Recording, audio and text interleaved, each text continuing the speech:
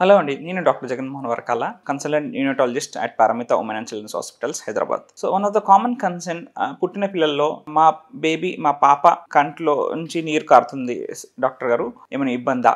కామన్గా కడుపులో ఉన్నప్పుడు మనము తల కిందుగా ఉంటారు. సో అలా ఉండి బేబీ ఇమీడియట్లీ బయటికి రాగానే, సో మనం కూడా తల కిందుగా ఉంటే, ఎక్కువసేపు ఉంటే మన కళ్ళు కంజెషన్ కానీ ముక్కులో కంజెషన్ అవ్వడం, ముక్కు బ్లాక్ అవ్వడం అనేది common thing. So first 2-3 days కళ్ళు కంజెషన్ గా ఉండడము, కానీ ముక్కు కారడం, ముక్కు బ్లాక్ అవ్వడం అనేది it's a normal phenomena. Because baby was in under water, ఉమ్ము నీరులో ఉండి బేబీ బయటకు వచ్చింది. ఆ బేబీ తల కిందలా ఉంటుంది. సో సడన్ గా అప్రైట్ అయ్యేసరికి అది అలా ఉండడం కామన్. సో 2-3 days తర్వాత కూడా అలానే నీరు కారుతుంది అంటే అదే మన ప్రాబ్లమా డాక్టర్ గారు అని అడుగుతుంటారు. సో ఒక్కోసారి పిల్లలకి ఏంటంటే కంటి నుంచి ముక్కుకి ఒక సన్నని కనెక్షన్ ఉంటుంది, పైప్ ఉంటుంది. That is called nasolacrimal duct. ఆ నేసోలాక్రిమల్ డక్ట్ అనేది ఒక్కోసారి బ్లాక్ అయ్యి, కొంతమందికి క్లోజ్ అయ్యి పూడ్చుకొని ఉంటుంది. అది స్లోగా జెంటిల్గా హ్యాండ్ వాష్ చేసుకొని ఇట్లా మసాజ్ చేస్తూ ఉంటే over the period of time open అవుతూ ఉంటుంది. ఇది పర్సిస్టెంట్గా అలానే మనకి 6 నెలల తర్వాత 9 నెలల వరకు కూడా అలానే కారుతూ ఉంటుంది, నీరు వస్తుంది అంటే అప్పుడు కంటి డాక్టర్కి చూపించాల్సి ఉంటుంది.